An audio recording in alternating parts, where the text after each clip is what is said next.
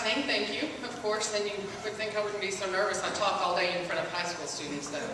I'm an Algebra 2 teacher, and this morning I found out I'm now a county school teacher, no longer city schools. Anyway, I'd like to say thank you. This is a great honor. I'd like to thank the people at CBU, the brothers, all the coaches, not just my personal coach was Linda Simpson, and all of my teammates. And also Julie Bowen was, I guess, a graduate assistant one year when I played volleyball here too. I'd also like to thank my parents. My mom was my first volleyball coach in 4th grade.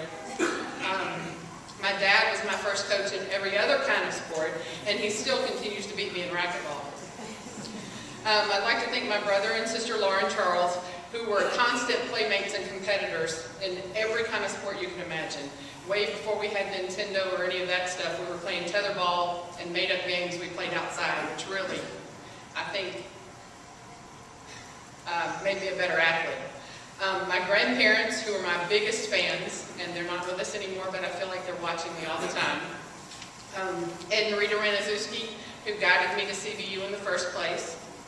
And my in-laws, Carmen and Lou DeGruy, who sent their daughter Debbie to school at CBU a year ahead of my husband so that she could introduce us.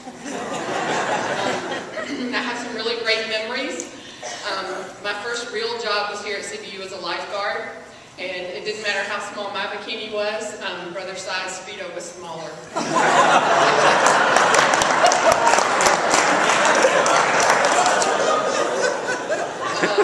One year at the National Catholic Basketball Tournament, we would always take banners and things like that and bring them back. One year I managed to get a 14-foot wooden sign stowed underneath the bottom of our bus. And we took it out from underneath, had our picture taken with it, and Father Tom made me send it back.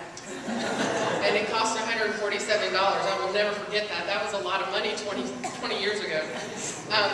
One of my favorite things is a memory of Coach Luce, the boys basketball coach, men's basketball coach, sorry. We were at David Lipscomb, and it was weather like this, except for it was still snow and ice. And of course, the girls always got the lesser of the vehicles to drive. And he was mad because we couldn't keep up with him. And so he got into our van to show Coach Simpson how to drive it, and promptly ran into a guardrail. My favorite.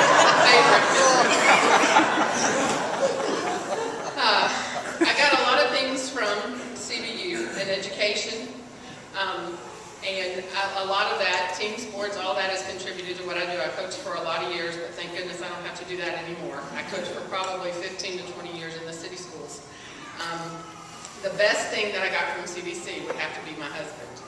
I did not come here looking for a husband. I was not interested in ever having a family or having children. I completely saw myself as being a, single person for my whole life.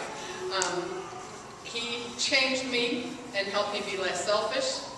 He helped me be a more mature and well-rounded person. If you knew me back then, you knew I was spoiled and mean and fiercely competitive all the time. And so I feel like I'm proof that people can change for the better if you have a reason to do it. Most importantly, he helped me to realize that I don't always have to be the best, that I just have to be my best. Thanks.